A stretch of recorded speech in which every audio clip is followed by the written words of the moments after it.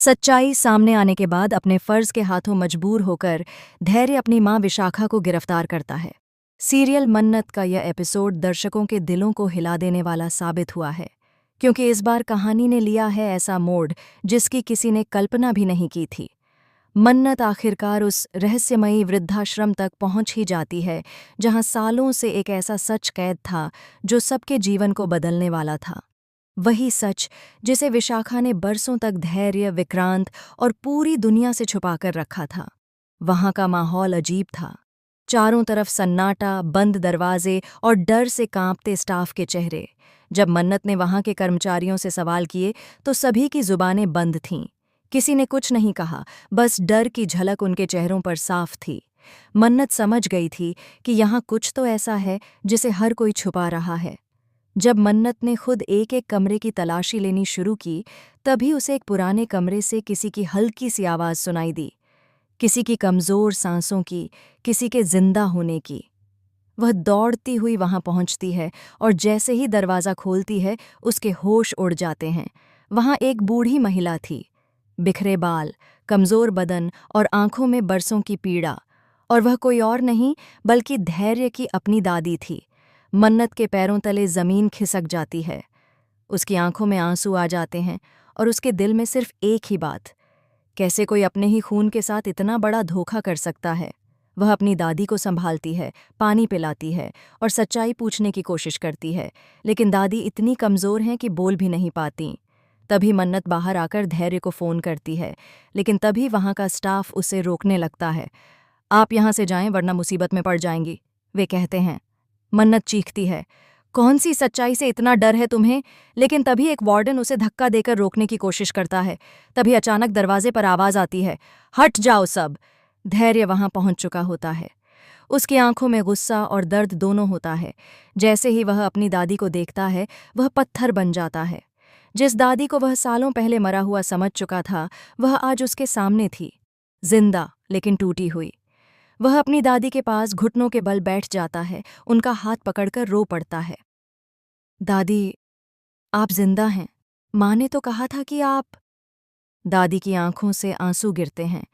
वह धीरे धीरे कहती हैं, तुम्हारी माँ ने मुझे मरने के लिए यहाँ छोड़ दिया था बेटा।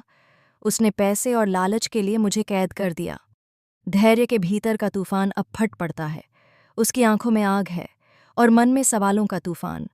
वह तुरंत विशाखा के घर पहुंचता है, जहां विशाखा अपनी जीत की मुस्कान के साथ बैठी होती है। मन्नत भी उसके पीछे पीछे पहुंचती है।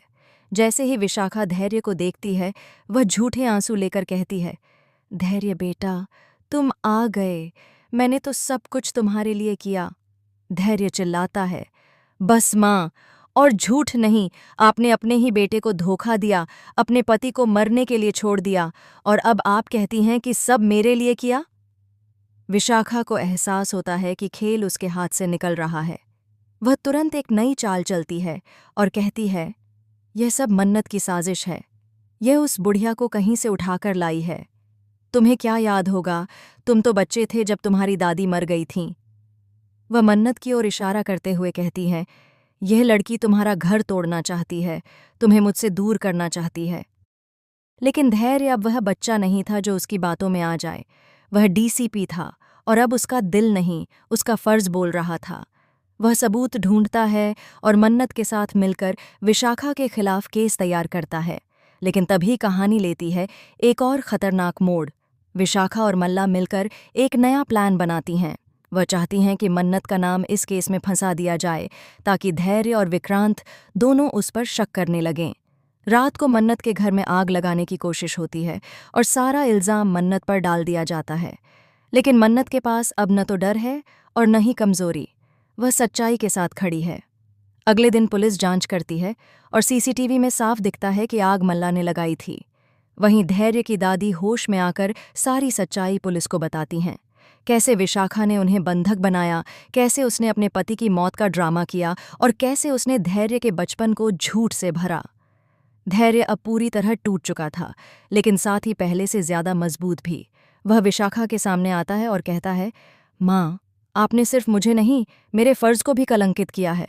मैं अब आपका बेटा नहीं, कानून हूँ, और कानून के सामने सब बराबर हैं। विशाखा गिड़गिड़ाती है, रोती है, अपने पुराने पापों का बोझ लेकर उसे रोकने की कोशिश करती है, लेकिन धैर्य के कदम नहीं रुकते। वह अपनी ही माँ को हथकड़ी पहनाकर ले जाता है। उस वक्त पूरा घर स्तब्ध रह जाता है। नीतू और मन्नत के चेहरे पर आंसू हैं, लेकिन उनमें संतोष भी है, क्योंकि सच्चाई ने आखिर जीत हासिल की थी। लेकिन कहानी यहीं खत्म नहीं होती। जेल में विशाखा की मुलाकात होती है ऐश्वर्या राय सिंह से, जो पहले से ही वहां सजा काट रही होती है। दोनों के बीच एक खतरनाक डील होती है। ऐश्वर्या कहती है, हम दोनों के पास एक ही दुश्मन है, मन्नत, और वहीं से शुरू होती है उनकी नई साजिश। वे तय करती हैं कि जेल के अंदर से ही बाहर की दुनिया को हिला देंगी। ऐश्वर्या अपने पुराने कनेक्शंस का इस्तेमाल करती है और धीरे धीरे जेल के कुछ अधिकारियों को पैसे और लालच से अपने साथ मिला लेती है। दूसरी ओर विशाखा अपनी चालबाजी से जेल में अच्छी कैदी बनने का नाटक करती है, ताकि जल्दी से पैरोल मिल सके। इधर मन्नत और विक्रांत का रिश्ता भी एक नई परी